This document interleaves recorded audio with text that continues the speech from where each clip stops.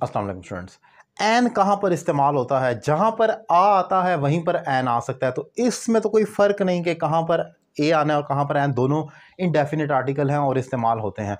लेकिन हम जो एक कन्फ्यूजन का शिकार हैं वो ये है कि जहाँ वॉवल आते हैं उनके साथ ए ई आई ओ यू वगैरह अल्फाज के साथ एन आता है। ये बात भी दुरुस्त है, लेकिन बाज़ दफ़ा वॉवल आता है बज़ाहिर, लेकिन हम फिर भी एन नहीं लगाते। उसकी क्या रीज़न है, आज इसी पॉइंट को डिफाइन करूंगा। और अगर आप मेरे इस शॉर्ट ट्रिक से सेटिस्फाई हों और आप घर बैठकर इंग्लिश लैंग्वेज कोर्स करना चाहें तो नंबर आपकी स्क्रीन पर मौजूद है। एक रीजनेबल फी पे कर आप मुझे ज्वाइन कर सकते हैं और घर बैठे अपनी इंग्लिश में एक ज़बरदस्त इंप्रूवमेंट ला सकते हैं।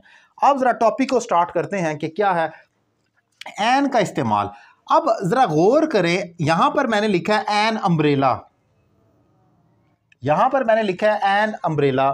छतरी के साथ हम अगर अम्ब्रेला है तो एन लगाते हैं, ठीक है, क्योंकि ये वॉवल यू से स्टार्ट हो रहा है। लेकिन यहां पर यूनिफॉर्म अगर मैं लिखूं तो ये भी यू से स्टार्ट हो रहा है, लेकिन यहां पर मैं आ यूनिफॉर्म लिखूंगा बल्कि एन नहीं लिखूंगा।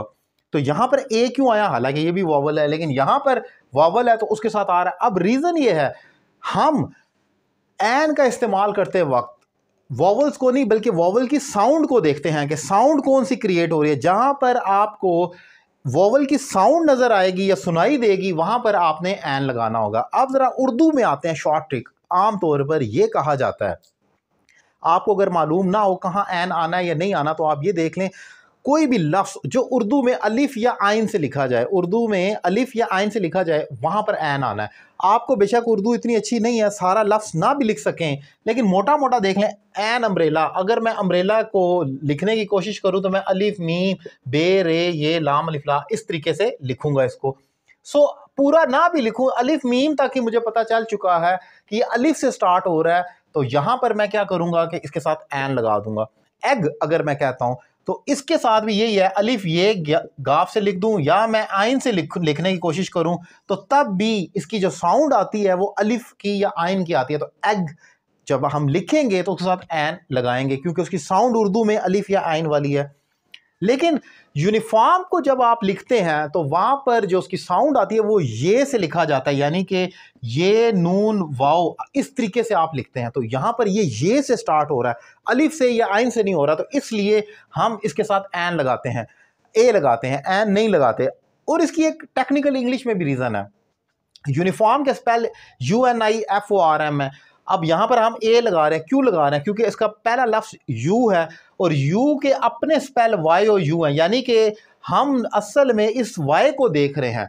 तो ए के बाद वॉवल नहीं आ रहा बल्कि वाई की साउंड वाला वर्ड आ रहा है, जो कि यू के स्पेल तो वाई और यू होते हैं, तो इसलिए यहां पर यू आएगा। और इसी तरीके से कई ऐसे अल्फाज हैं जहां पर वॉवल नहीं होता। फॉर एग्जाम्पल ऑनेस्ट एक वर्ड है, he is an honest guy, he is an honest कहा जाता है। अब ऑनेस्ट तो एच से स्टार्ट हो रहा है, तो हमें क्या तकलीफ है, इसके साथ हम वॉवल भी नहीं है, फिर क्यों एन लगा रहे हैं? क्योंकि वो एक ईमानदार शख्स है। रीजन ये है कि ऑनेस्ट को उर्दू में अगर लिखा जाए तो अलिफ वाओ या नून सीन टे और इस तरीके से हम करेंगे।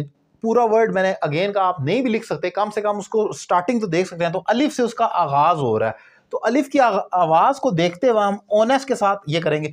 और सेकेंडली, अगर ये स्पेल ऐसे ना हो, एच साइलेंट ना हो, तो हम तो ओ नेस्ट को ऐसे लिखना चाहेंगे, तो उसकी जो साउंड आएगी वो ओ की आ रही है जो कि वॉवल है, इसलिए इसके साथ एन आ जाता है। बज़ाहिर इंग्लिश में जो वर्ड साइलेंट होते हैं वॉवल इसको नहीं देखते। वॉवल ये होते हैं कि जहां पर साउंड क्रिएशन हो रही है ए ई आई ओ यू की, तो वहां पर आपने एन लगा देना होता है। सो ये एक इंपॉर्टेंट पॉइंट था जो हमें कंफ्यूज करता है। हमें लगता है कि यहां पर अब यूनिफॉर्म के साथ भी एन आना चाहिए, लेकिन नहीं आता, और यहां पर ऑनर्स के साथ आप देखते हैं कि नहीं आना चाहिए, लेकिन यहां आ जाता है। रीजन क्या है उसको मैंने डिफाइन किया, आसान कर उम्मीद करता हूं लेक्चर आपको पसंद आया होगा। Thank you very much.